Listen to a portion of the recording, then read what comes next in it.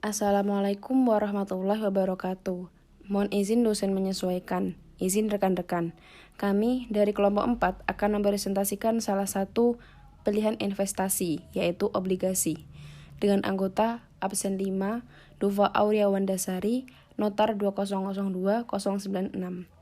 Absen 10, Ikra Ramadan U. Manonji, Notar 2002172. Dan absen 19, Rena Inggarnastiti, Notar 2002310. Definisi. Obligasi merupakan surat utang jangka panjang yang dikeluarkan peminjam atau emiten kepada pemberi pinjaman atau investor. Daya tarik obligasi sebagai investasi adalah investor mendapatkan pengembalian yang lebih besar daripada bunga deposito atau tabungan dan sifatnya yang cukup likuid sebagai produk pasar modal atau diperdagangkan di BES. Daya tarik obligasi sebagai surat utang adalah tingkat bunga yang dibayarkan emiten atau peminjam lebih rendah daripada bunga pinjaman bank. Investor obligasi mengharapkan mendapatkan imbal hasil atau disebut yield atau investasinya. Obligasi berbunga, kupon bond. Obligasi berbunga merupakan obligasi yang memberikan bunga secara periodik kepada pemegangnya. Obligasi tak berbunga adalah obligasi yang tidak memberikan bunga sama sekali, tetapi hanya pembayaran atau pelunasan sebesar nilai nominal pada saat jatuh tempo. Setiap obligasi berbunga memuat nilai nominal besarnya utang yang akan dilunasi pada saat jatuh tempo.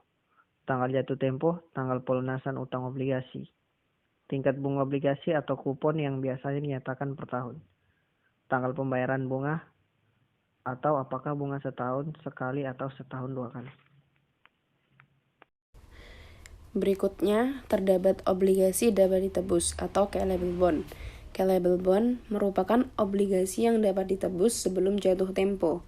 Hak penebusan ini digunakan emiten jika tingkat bunga pasar lebih rendah daripada tingkat bunga obligasi, dan tidak digunakan jika tingkat bunga pasar lebih tinggi daripada tingkat bunga obligasi.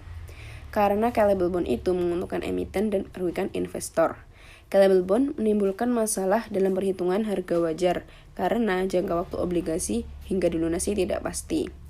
Berikutnya terdapat amortisasi premium dan diskon obligasi.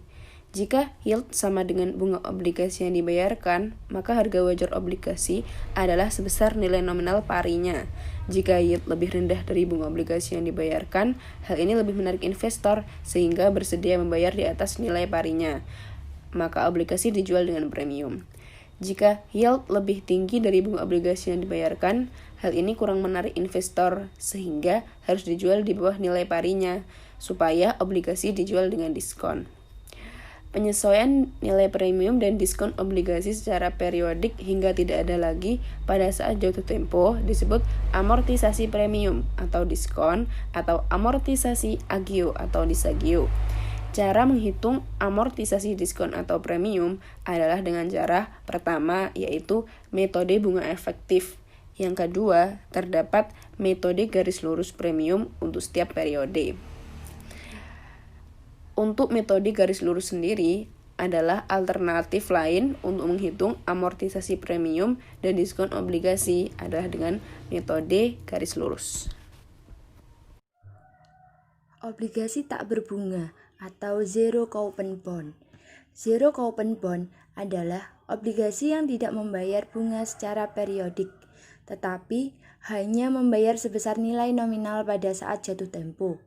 Poin yang kedua, untuk menarik investor, obligasi ini dijual dengan diskon sangat besar, sehingga disebut deep discount bond. Poin ketiga, harga wajar obligasi tak berbunga adalah nilai sekarang dari nilai nominal obligasi. Harga obligasi di antara dua tanggal pembayaran bunga. Yang pertama, transaksi jual beli terjadi di antara dua tanggal pembayaran bunga. Yang kedua, investor harus menghitung bunga yang terkandung atau bunga terutang atau accrued interest. Pencarian yield. 1. Ada kalanya harga pasar sebuah obligasi diberikan tanpa dinyatakan yield. Yang kedua, metode yang biasa digunakan untuk mencari yield sama dengan metode untuk mencari tingkat bunga efektif pada anuitas, yaitu dengan interpolasi linear plus trial and error. Yang ketiga, pencarian yield dengan trial and error tanpa interpolasi sangat sulit, tetapi dengan bantuan scientific calculator dan mengoptimalkan penggunaan fungsi memori. Cara ini memberikan hasil yang lebih akurat dibandingkan dengan metode interpolasi linear. 3 konsep yield dalam investasi obligasi. Yang pertama, yield sekarang atau imbal hasil yang diberikan obligasi pada saat ini. Yield sekarang menghubungkan kupon tahunan yang diperoleh investor obligasi dengan harga yang dibayarkan atau harga pasar obligasi. Yang kedua, yield hingga tanggal penebusan atau hanya ada dalam obligasi yang dapat ditebus. Yang ketiga, yield to maturity.